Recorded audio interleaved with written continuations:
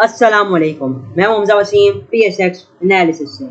अगर आज मार्केट के हवाले से बात करते हैं तो आज की मार्केट 134 पॉइंट के साथ पॉजिटिव बन रही। केसी 100 इंडेक्स 46,054 की सतह के करीब बंद रहा। जब वॉल्यूम्स को देखा जाए तो 153 मिलियन का काम केसी 100 इंडेक्स में हुआ, या केसी ऑल शेयर के अंदर 278 मिलियन का काम हुआ, जिसकी वैल्यू 8 बिलियन रुपीस बनती है। वॉल्यूम वाइज मार्केट ठीक थी, ठीक है ना, वॉल्यूम्स बहुत ज़्यादा अच्छे नहीं लगे। और अगर आज के सेशन को भी मैं कंक्लूड करूं तो ये काफ़ी रेंज बाउंड सेशन था, ठीक है ना। तो एक रेंज बाउंड सेशन ही मैं इसको कहूँगा। बाकी ये कि मैं फ्राइडे को वीडियो नहीं बना सका, कुछ मसरूफियात थी। बहरहाल ये कि उससे पहले जो हमने गाइड किया था, अल्लाह का शुक्र है वो बहुत ही सही फिट हो रहा था। आपको एक बात हमने 2-3 दिन से बताया, 2-3 दिन पहले से ही बता रहे थे, मतलब कि वेंसडे थर्सडे से ही बता रहे थे कि 45,270 का एक ऐसा लेवल है कि अगर मार्केट इसको ब्रेक कर लेगी तो मार्केट एक डायरेक्शन पकड़ लेगी, मार्केट एक सिम्थ पकड़ लेगी। और ये आप लोग इस बात से बखूबी वाकिफ होंगे अगर आप वीडियो गौर से सुनते होंगे, ठीक है ना। तो मैंने इस जो इशारा था इस तेजी का वो पहले ही कर दिया था कि ये तोड़ेगी तो मार्केट में हम एक अच्छी रैली देखेंगे, ठीक है। इवन जो मेरी थर्सडे की वीडियो थी, मार्केट की गालिबन क्लोजिंग आई थी 45,350 पे। उस दिन मैंने उस वीडियो में भी ये कह दिया कि 46,000 तक भी मार्केट जा सकती है, और अल्लाह का शुक्र है वो टारगेट भी हमारा हिट हुआ। स्टॉक्स की बात की जाए तो आपको टेक्नोलॉजी सेक्टर के हवाले से बताया, वो भी इस वक्त एक रेंज बाउंड में चले, जिस तरफ ब्रेकआउट देंगे उसके अंदर एक अच्छी ट्रेड मिल सकती है। बहरहाल पे एक डीजीकेसी की ट्रेड बताई थी तो उसने भी ब्रेकआउट करके हमारा टारगेट हिट किया था फ्राइडे वाले दिन। तो बहरहाल काफ़ी अच्छी तरीके से अल्लाह का शुक्र हम आपको गाइड करते हुए आ रहे हैं, ठीक है, एक तवील अरसे से, अल्लाह का शुक्र है। बहरहाल लेकिन मैं नहीं बना सका फ्राइडे को वीडियो मंडे मार्केट के हवाले से। बहरहाल लेकिन अभी मैं अगर बात करूँ तो आज की जो मार्केट थी वो काफ़ी ही रेंज बाउंड थी।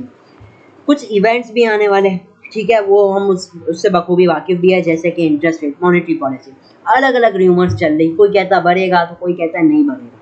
बहरहाल अभी तक हम श्योर नहीं है कि क्या हो सकता है, ठीक है ना, वो उसी दिन पता चलेगा। बहरहाल 31 जुलाई को जो मॉनेटरी पॉलिसी होगी कि क्या इंटरेस्ट रेट बढ़ता है या नहीं बढ़ता, ठीक है। फिर दूसरा ये कि रोल ओवर वीक है, और तीसरा ये कि ये जाहिर सी बात है क्या इंटरिम गवर्नमेंट भी फॉर्म होनी है, तो क्या नाम आते हैं, क्या नाम प्रपोज हो रहा है, कुछ नाम चल भी रहे हैं, तो बहरहाल वो भी एक मैटर करता है।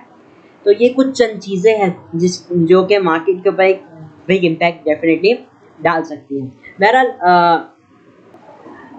जो गुड थिंग है, आज के मार्केट की क्लोजिंग 46,000 के ऊपर आई, ठीक है, 46,000 के ऊपर closing the, it's a big achievement, ठीक है ना। क्यों आप देखें एक साल का चेंज 14.91% है केसी 100 इंडेक्स का, या ईयर टू डेट चेंज 12.84%, और डिसेंट रिटर्न्स, डिसेंट गेन के साथ मार्केट इस वक्त परफॉर्म कर रही है, ठीक है। और एक्सपेक्टेशन है कि और भी अच्छा परफॉर्म कर सकती है अगर हालात थोड़े बेहतर हो जाते हैं, या एटलीस्ट मज़ीद ख़राब नहीं होते। डॉलर की जहाँ तक बात रही तो आईएमएफ की डिमांड का जैसे हम मुसलसल एक देख रहे थे कि डॉलर के अंदर गिरावट एक है ही है, एक स्ट्रीक चल रही है डॉलर के अंदर, मतलब डॉलर मुसलसल राइज हो रहा है, पाकिस्तानी रुपी जो है वो गिरे जा रहे हैं मुसलसल। तो ये जो एक चीज़ है बहुत बहुत बड़ा इम्पैक्ट डाल सकती है हमारे इन्फ्लेशन के नंबर्स में, इसका एक बहुत बड़ा इम्पैक्ट होगा, ठीक है ना। तो यही वजह है कि डर लग रहा है कि आने वाली मॉनेटरी पॉलिसी कैसी होगी। यही वजह है कि जो हाईली लिवरेज स्टॉक है उनके अंदर तो हम एक प्रेशर देख ही रहे हैं, जिसके अंदर सीमेंट सेक्टर आ जाता है, स्टील सेक्टर आ जाता है, वो ऐसा लग रहा है, उनकी मूवमेंट को देखकर ऐसा लग रहा है कि इंटरेस्ट रेट बढ़ सकते हैं, ठीक है ना। तो ये लोगों की एक्सपेक्टेशंस है, और प्राइस जो होती है या कह लीजिए मूवमेंट जो होती है वो ह्यूमन बिहेवियर की रिफ्लेक्शन ही होती है। तो यही वजह है कि सीमेंट स्टील के स्टॉक अंडर प्रेशर है, ठीक है, और वो प्रेशर जब तक ही रहेगा जब तक कोई क्लैरिटी नहीं आएगी। बहरहाल अभी टॉप एक्टिव स्टॉक्स की तरफ मैं बात करता हूँ तो WTL 5 पैसे नेगेटिव जाके, इलेक्ट्रिक की आज न्यूज़ लगी हुई थी, शंघाई इलेक्ट्रिक, वही एक्वायरिंग की न्यूज़ चल रही है।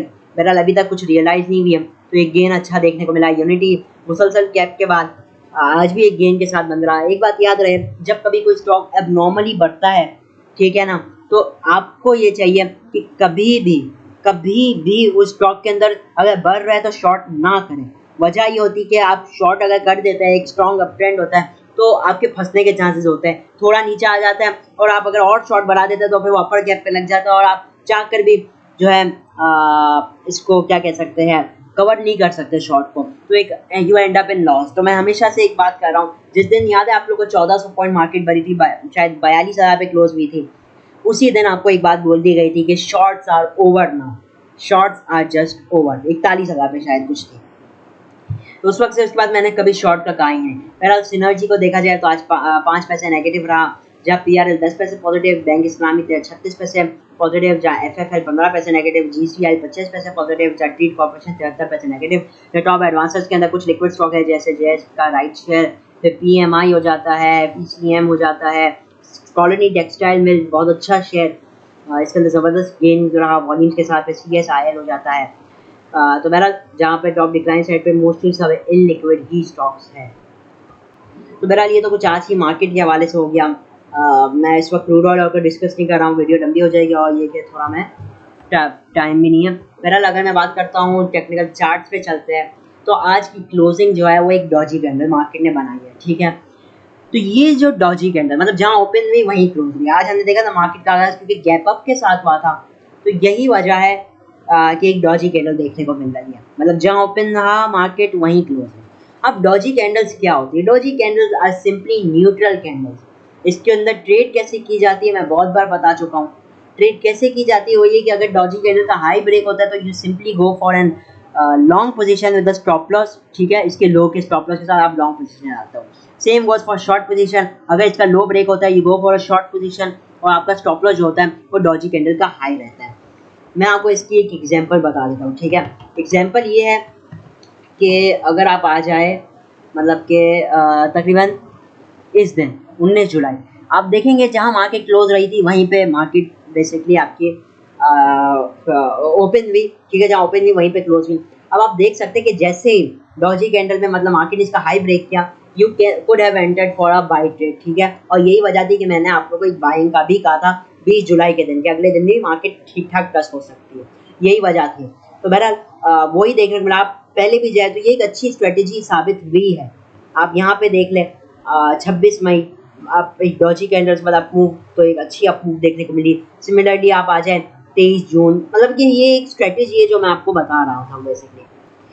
तो बहरहाल ये अभी मार्केट की आज जो क्लोजिंग आई है वो एक डॉजी कैंडल है, मतलब एक न्यूट्रल कैंडल आई है, ठीक है। मार्केट वंस अगेन एक रेंज बाउंड के अंदर घुस चुकी है। मैं आ जाता हूँ ऑलरेडी टाइम फ्रेम में, इसको मतलब डिटेल में डिस्कस करते हैं। वो ये कि आप सबसे पहले देखें अगर तो बल्कि काम करें 15 मिनट में आपको एक चीज़ दिखाना चाहता हूँ। आप ये देख सकते हैं कि जो मार्केट थी जो फ्राइडे वाले दिन थी उस दिन मार्केट ने जो क्लोजिंग दी थी ना वो 45,892 के पास ही थी, ठीक है। आप देख सकते हैं फिर एवरेज जो भी वो थोड़ी 900 के ऊपर थी, 45,920 पे। अब ये देख सकते हैं जहाँ पे मार्केट फ्राइडे वाले दिन गिरी थी, जहाँ से मार्केट ने बेसिकली आज ऊपर खुली, तो जो मार्केट ने एक लो लगाया हुआ था वो 45,870 के पास था। अब देख सकते हैं आज की जो सेशन की अच्छी बात थी वो ये थी कि मार्केट ने इस लो को ब्रेक नहीं किया। इवन अगर मैं फिबोनाची भी लगा दूं ना तो आप देखेंगे कि ये जो लो है ना, मतलब ये प्राइस एक्शन तो है, मतलब प्रीवियसली तो मार्केट इससे एक रिवर्स हो चुकी है। अगर आप आज देखेंगे तो आज भी मार्केट इसी लेवल से रिवर्स हुई और ये एक फिबोनाची लेवल बनता है। मतलब जो मार्केट ने जो एक रिसेंट लो लगाया था अभी 44,850 के पास, ठीक है, उसके अगेंस्ट पे मार्केट ने एक रैली की, किधर तक की 46,195। ये जो मार्केट ने रैली की रफली 13 to 1400 पॉइंट्स की, उसका जो 23% बनता है वो इसी लेवल के पास लाई करता है 45,870-80 के पास। और आप देख सकते हैं कि आज मार्केट ने इसको सिक्योर करने की कोशिश की, इसको ब्रेक नहीं किया। तो ये गुड थिंग है कि मार्केट जो है वो अपने शॉर्ट टर्म बॉटम रखना चाह रही है और इस वक्त ऐसा लग रहा है कि मार्केट जो अपने शॉर्ट टर्म बॉटम रखना चाह रही है वो 45,850 का ही लग रहा है। तो आप कह लीजिए जब तक मार्केट इस लेवल के ऊपर है ना, तो जब तक हम एटलीस्ट इंट्राडे में भी हम करेक्शन की उम्मीद नहीं रख सकते। मतलब जो आप इंट्राडे मतलब जो अपना स्टॉप लॉस लगाना चाहता है वो इस लेवल के पास लगा सकता है। अच्छा, ऐसी भी बात नहीं कि मार्केट इसको ब्रेक करेगी तो मार्केट एकदम मंदी में घुस जाएगी, ये भी बात नहीं है। बात ये कि अगर मार्केट इसको ब्रेक भी करती है ना, बहुत क्या हो सकता है, मार्केट स्लोली डिक्लाइन तो करे, वॉल्यूम्स गायब हो जाए, वही एक एग्जॉशन नजर आए बुल्स के अंदर, एक फ्रस्ट्रेटिंग सेशन देखने को मिले, ये पॉसिबिलिटीज हो सकती है। डायरेक्ट मंदी की भी बात नहीं है, क्योंकि मैं वही बात है मैंने आप लोगों को पहले ही बोला, मैं इस वक्त मार्केट शॉर्ट वाली है ही नहीं, मार्केट एक अप ट्रेंड के अंदर है। तो बहरहाल अभी ये एक इंपॉर्टेंट लेवल है 45,870 को 15 मिनट में भी इंपॉर्टेंट है, आवर्ली टाइम फ्रेम में भी इंपॉर्टेंट है, तो एक ठीक ठाक इंपॉर्टेंट लेवल है। अल्लाह ना करे अगर मार्केट इसको ब्रेक करती तो आने वाला जो लेवल होगा इससे ठीक 200 पॉइंट के करीब नीचे है, 190-200 पॉइंट, जो कि बनता है 45,680 का। अल्लाह ना करे इसको भी ब्रेक करती तो मजीद 150 पॉइंट नीचे अगला सपोर्ट आएगा 45,522 और एक फाइनल सपोर्ट हमारे पास मौजूद है 45,000 350 का। तो ये लेवल्स हो सकते हैं मार्केट के, अगर मार्केट 45,877 को ब्रेक करती है, इसके नीचे सस्टेन करती है, इसके नीचे क्लोजिंग लेती है। तो इसके नीचे अगर मार्केट जाए तो मैं आप लोगों को कोई भी बाय एंट्री सजेस्ट नहीं करता। इसके नीचे अब वेट करें, जब तक मार्केट इस लेवल के ऊपर ना आ जाए ना, वेट करें, जबरदस्ती नहीं है ट्रेड करने की, ठीक है ना। तो कोशिश कीजिए अगर मार्केट के नीचे आए तो ट्रेड ना ही ले तो बेहतर है। और आज की जो क्लोजिंग है ना, वो इस लेवल से करीबन 180-200 पॉइंट ऊपर है। मतलब कि अभी मार्केट 200 पॉइंट तक भी माइनस जाए ना, 180-150 पॉइंट, तो भी कोई घबराने वाली बात नहीं होगी। उसके तोड़े इस लेवल को तो फिर एक आप कह लीजिए ये टेंशन वाली बात डेफिनेटली होगी। और अगर कोई बंदा इंट्राडे ट्रेड लेता भी है, ठीक है, कोई सी भी आपने ट्रेड ले ली, तो स्टॉप लॉस इस लेवल का रखिएगा। रेजिस्टेंस लेवल कहने की जरूरत नहीं है, वही है जो आज मार्केट ने हाई लगाया 46,200 के पास है, ठीक है। अगर मार्केट इसको ब्रेक एंड सस्टेन करती है तो मार्केट का अगला सपोर्ट लेवल, अगला रेजिस्टेंस लेवल आएगा 46,400, ठीक है। इस रेजिस्टेंस को भी मार्केट अगर ब्रेक करती है तो आने वाला जो लेवल होगा वो 46,600 और 800 का हो सकता है, ठीक है। तो ये लेवल है मार्केट के लिए। मैं एक सेकंड इसको लगा देता हूँ। 400 का एक अगला हो गया और अगला लेवल आपका 46,600 और फिर फाइनली आपका आएगा 46,800। तो ये लेवल्स हैं मार्केट के लिए। इन लेवल्स के साथ आप डेफिनेटली काम कर सकते हैं मार्केट के अंदर। इस वक्त मार्केट जो है वो अप ट्रेंड के अंदर है, ठीक है। और आप देखेंगे जैसे ही मार्केट अपने आज के हाई को ब्रेक करेगी तो वंस अगेन कुछ एक्टिविटीज, पॉजिटिव एक्टिविटीज आपको देखने को मिल सकती है। अच्छा, इस वक्त मैं आपको क्या सजेस्ट करता हूँ, देखिए आप कोई सी भी ट्रेड लें, हम इस वक्त इस बात को भी इग्नोर नहीं कर सकते कि इस वक्त मार्केट कुछ ज़्यादा ओवर बढ़ गई है, ठीक है ना। इस मंथ में अभी तक आप खाली देखें, मैं आपको मंथली चार्ट दिखाऊं तो इस मंथ में अलोन, मतलब ये मंथ अभी पूरा भी नहीं हुआ और अभी से मार्केट 11% अप है, लाइक दिस 1 मंथ ओनली। तो वजह यह है कि इस वक्त हम मजीद कोई मतलब कि अनरियलिस्टिक टारगेट सकें तो वो भी एक ठीक बात नहीं है, क्योंकि आपने जैसे आज भी देखा, ऑल्दो मार्केट ने फ्राइडे का हाई ब्रेक किया लेकिन सस्टेन नहीं कर पाए, ठीक है ना। तो इस वक्त ये कि अब जो आप ट्रेड लेंगे ना, ज़रूरी नहीं है वो आपकी बहुत ज़्यादा सक्सेसफुल ही जाए आपकी। तो कोशिश ये करनी है अगर आप ट्रेड लेते हैं तो एक स्टॉप लॉस रखें साथ, और आपने इस टाइम के लिए मेंटली प्रिपेयर होना है, ठीक है, कि आप कभी भी गिरावट देख सकते हैं मार्केट के अंदर, ठीक है ना। तो आपने इस बात से तो मेंटली प्रिपेयर होना है, ठीक है ना, क्योंकि हम कंटिन्यूसली कमा ही रहे, मार्केट जब से ऊपर जा रही है हम आपको मुसलसल तेजी करा ही रहे। तो कोई स्टॉप लॉस हिट हो जाता है, अब स्टॉप लॉसेस क्या रहेंगे, वो यही लेवल्स रहेंगे जो मैंने आपको बताया। मान लीजिए 46,200 के ऊपर चली गई मार्केट तो आपने 46,100 या 46,000 को अपना स्टॉप लॉस लगा लिया, 46,400 पे आ गई तो 46,200 का स्टॉप लॉस, इस तरीके से काम कर सकते हैं। और इस वक्त दूसरी बात है कि मार्केट इंट्राडे में बहुत ज़्यादा अपॉर्चुनिटीज़ दे रही है। स्विंग में डेफिनेटली इतनी अपॉर्चुनिटीज़ नहीं मिल रही है जितनी इंट्राडे में अपॉर्चुनिटीज़ मिल रही है, मतलब बहुत अच्छी अच्छी अपॉर्चुनिटीज़ मिल रही है। तो बहरहाल ये कुछ मार्केट के हवाले से हो गया। अब मैं चलता हूँ कुछ स्टॉक के हवाले से। पहला स्टॉक हमारे पास मौजूद है डबल जी है। इसके हवाले से काफ़ी लोगों का यही मानना है कि मार्केट बढ़ गई, ये नहीं बढ़ रहा, ठीक है ना। तो बहरहाल अभी मैं इसकी सिचुएशन अगर आपको बताऊँ तो मैं आ जाता हूँ डेली टाइम, पहले छोड़ो डेली टाइम फ्रेम को भी अगर हम छोड़ते हैं, या एक चीज़ आपको दिखाई दो बहरहाल कि आप ये देखें तो ये इसने एक रैली कहाँ से की, 8 रुपये 90 पैसे का इसने एक लो लगाया, उसके आगे इसने एक हाई कौन सा लगाया 13 जुलाई को 11 रुपये 98 पैसे। तो इसने एक अच्छी खासी रैली स्टिल की।